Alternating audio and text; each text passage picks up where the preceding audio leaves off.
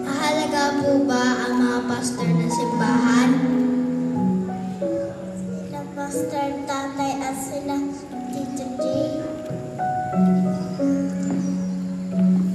Meron kami babahagi sa inyong isang kwento na hango sa Biblia sa Exodus chapter 17 para maunawaan natin ang kahalagaan ng pastor sa simbahan. Matapos makalaya mula sa malupit na kamay ng mga taga-Ehipto, napadpad ang mga Israelita sa isang ilang ang pangalan ay Refidim. Alam niyo mga anak, na sa kabila ng ginawang pagliligtas ng Panginoon sa pamumuno ni Moises at ni Joshua, ay madami pa rin reklamo ang mga Israelita sa Diyos. Ano-ano naman po ang mga reklamo po nila?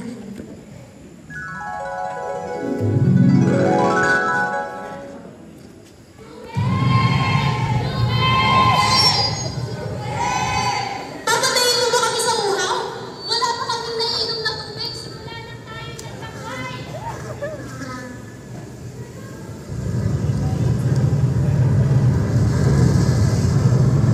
Kinausap ng Diyos si Moises.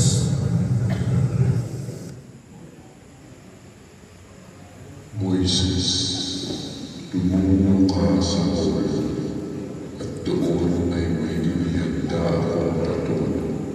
Hampasin mo ito ng iyong tungkol, at lalagas-gas ang tubig. At sa biyaya ng Diyos, lumabas ang tubig mula sa bato.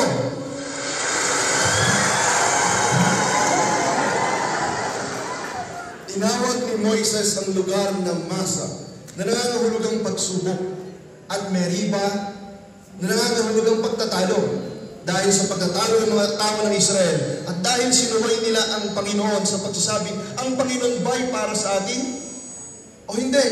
Kahit sa kanilang kawalang pananampalataya ay pinakita pa rin ng Diyos sa kanyang katapatan.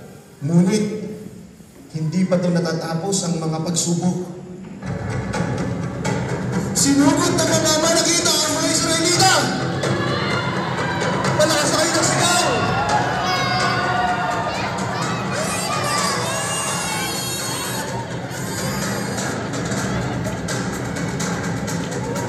Pinatawag ni Moises at Joshua upang pumili ng mga sundalong lalaban sa mga malakita. Joshua, ikaw ay aking tinatawag.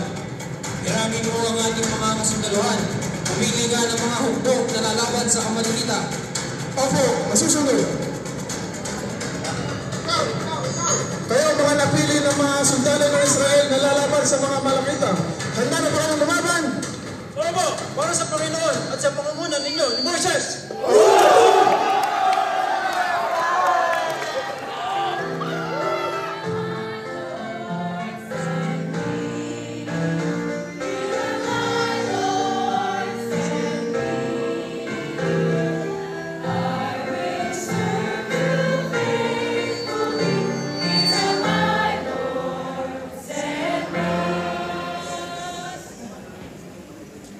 Moses, napili na po ang mga sundalong lalaban sa mga malakita. Magaling. Kung sa ganon, inyong tatandaan ito. Ako ay aakyat doon sa burol, sa tuktok noon, at dala ko ang tungkod ng Panginoon. At sa tuwing itatas ko ang aking kamay, tayo ay mananalo.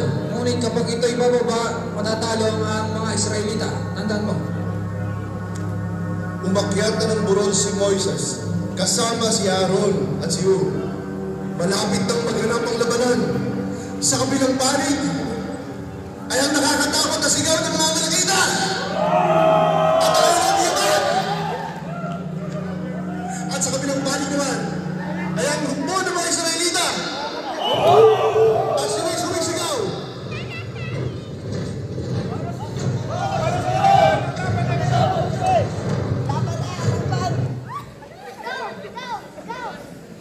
Malapit na maghanap ang laban at aawit na kayo.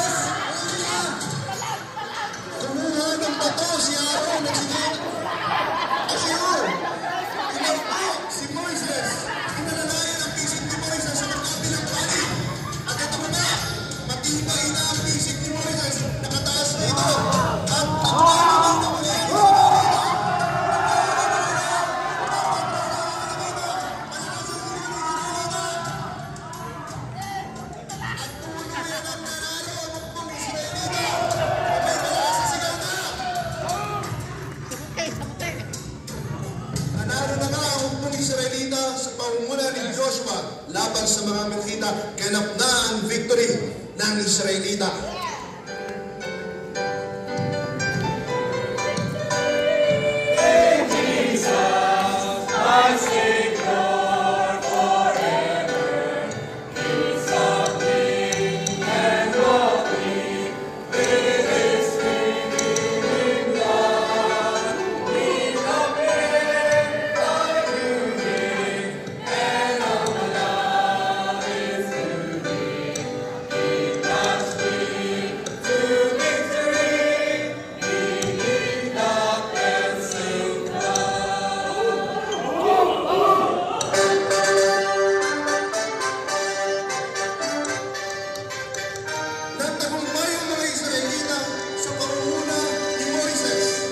Sa pag-alalay ni Aaron at Hur, sa katapangan ni Joshua, at gayon din sa pagsama ng mga sundalo sa labanan.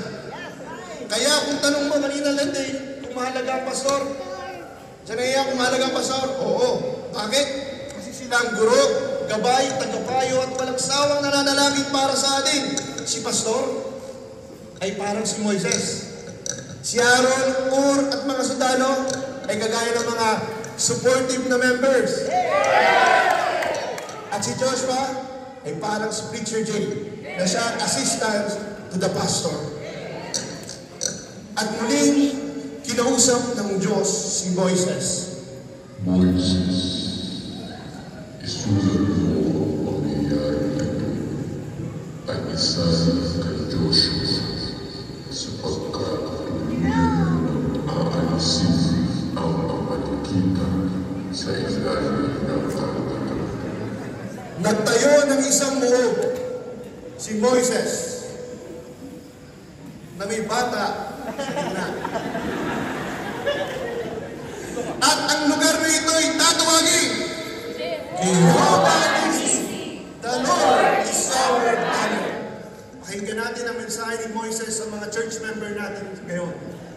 Mga kapatid, isang paalala sa ating lahat na pahalagahan natin ang mga lingkod ng Diyos. Pastor Rusty, Richard J. Maraming salamat po.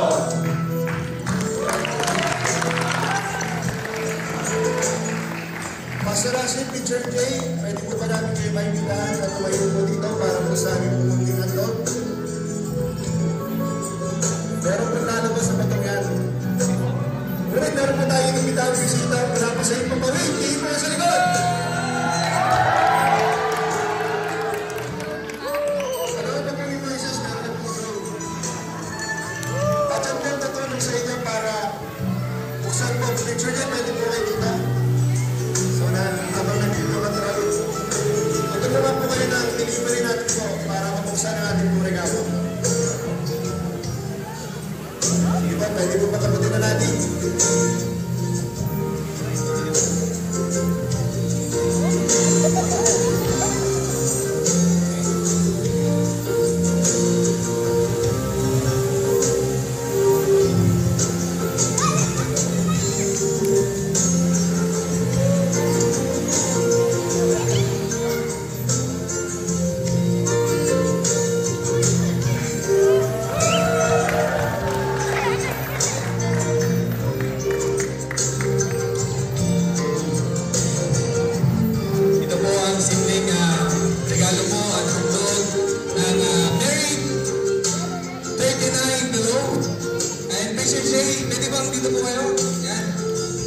Sa bubong na ni Pastor Rusty. Balance po natin para po sa picture.